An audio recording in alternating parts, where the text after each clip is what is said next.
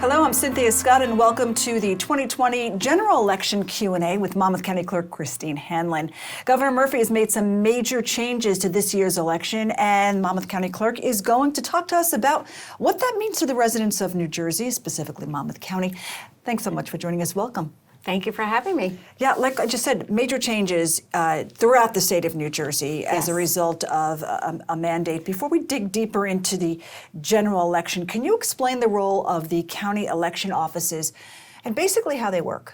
Yes, basically in Monmouth County, there's 3 election offices: the county clerk, which is also called the Clerk of Elections, and there's also the Board of Elections and the Superintendent of Elections. Mm-hmm. The county clerk is responsible for primarily sending out and preparing all of the ballots in most of the elections that take place throughout the county. The Board of Elections is the entity that is responsible for receiving ballots for counting. And they also handle polling locations and poll workers, and in this year's election, drop boxes as well. And the Superintendent of Elections is also called the Commissioner of Registration in Monmouth County, and she handles, and her office handle, voter registration, voter history, maintenance of the voter lists, and also handles all of the machines that are deployed in a typical election. Yeah, lots of work to get done there. Yes. This year, probably even more work because of what's going on, and, you know, like we said, mail-in ballots as well as some major changes. Let's start with the changes. What's happening? Yes, well, recently Governor Murphy first issued an executive order, and then it actually became the law of the state of New Jersey when the legislature passed a bill confirming what was in the executive order, and the governor signed it. And it basically outlined a monumental change to the election process in the state of New Jersey for this upcoming general election in New Jersey. Basically, what the law states is that every active registered voter in Monmouth County will automatically receive a mail-in ballot for voting. And therefore, this election will be primarily a mail-in ballot election. You know, so many voters are used to our elections being primarily machine voting elections. Sure. And this is a major change because this will be now primarily a paper ballot election. First, as I said, all active registered voters will automatically receive a mail-in ballot for voting. And if voters choose not to use the mail-in ballot that is being sent to them by the county clerk's offices all around the state, they can go to polling locations, but polling locations will be limited, and there will be no machines unless you are a disabled voter who certifies that you're unable to vote on a paper ballot. Everyone else who goes to a polling location on election day will be given a paper provisional ballot for voting. Okay, so we talked about an active voter who's going to receive the mail-in ballot. How do I know if I'm active or inactive? Well, number one, you can go to our website, monmouthcountyvotes.com, and click on Am I Registered? And that's a link to the statewide voter registration system where you could research yourself, whether you're active or inactive. You can also contact the Superintendent of Elections office at 732-431-7780.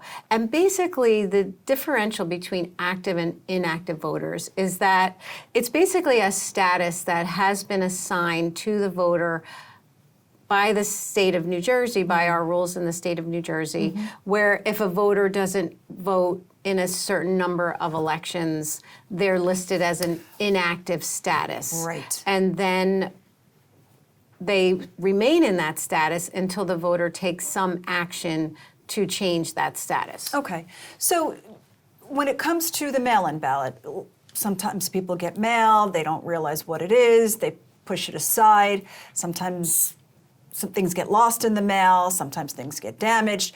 What happens if that becomes the case?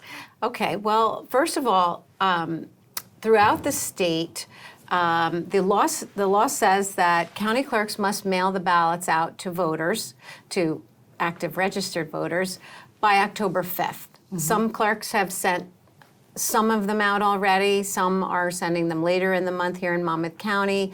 I'm hoping to send them by the last week of September. It is a monumental process.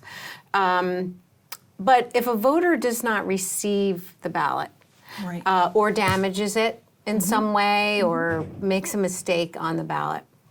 They can contact the county clerk's office in their county. Here in our county, it's 732-431-7790, and just request a duplicate ballot. Sure. And what we do is when that happens is we mark the voter registration system that a duplicate ballot has been issued, and therefore the election officials know that either a second ballot has been issued or there's some other change that needed to be reflected. Okay. Now, if somebody needs help with their mail-in ballot, just for whatever reason, can they call the county, the number that you provided, and they will be provided with assistance? Well, what we can do at the county is give a general explanation of what to do, but every ballot packet is going to contain all of the instructions that a voter needs to know. There will be easy-to-read instructions. A lot of the instructions and information are mandated by state law. Some people, Right. when they voted by mail in the past, they open the ballot and they say, oh my gosh, there's so much information here. Right. Well, a lot of that information is mandated by law, and the county clerks have to include that information in the ballot packet so voters understand what they're looking at. Right. And there's a lot of information actually on the envelopes that is mandated as well by state law, because there are rules and regulations pertaining to mail-in ballots, and those have to be listed on the information. So voters will be given all of the instructions that they need in terms of voting the ballot. Of course, if they have questions, they can contact our office. But also, people are allowed to have assistance in completing their ballot as long as it's disclosed on the ballot certification flap that the voter has had assistance. Okay. You know, oftentimes a parent might have to help a child, or a relative may have to help a loved one in some way. The voter has to sign. That is, Right. without question, mandatory. However, if you need other types of assistance, you can have an assister, but that information, the name of the assister and the address, needs to be disclosed on the certification flap. Okay, some really good information there, I'm sure. Also, so when I get the mail-in ballot, I fill it out, now I'm ready to return it. What do I do? Yes, well, this year, according to the state law, there's basically 4 options for returning the ballot. The first option is to just drop it in the mail. All the envelopes are postage paid return envelopes, so the voter does not need to attach any stamp or have the postage paid. That is already taken care of. If a voter does not wish to use the United States Postal Service, there are 17 drop boxes that are situated around the county, and these drop boxes are under the jurisdiction of the County Board of Elections. And every day, the County Board of Elections will be traveling around the county to pick up the ballots that are in these boxes. And voters can find out where the boxes are in 2 ways. One is the information is going to be contained in the ballot packet. This year, I included the list of all of these locations right in the ballot packet.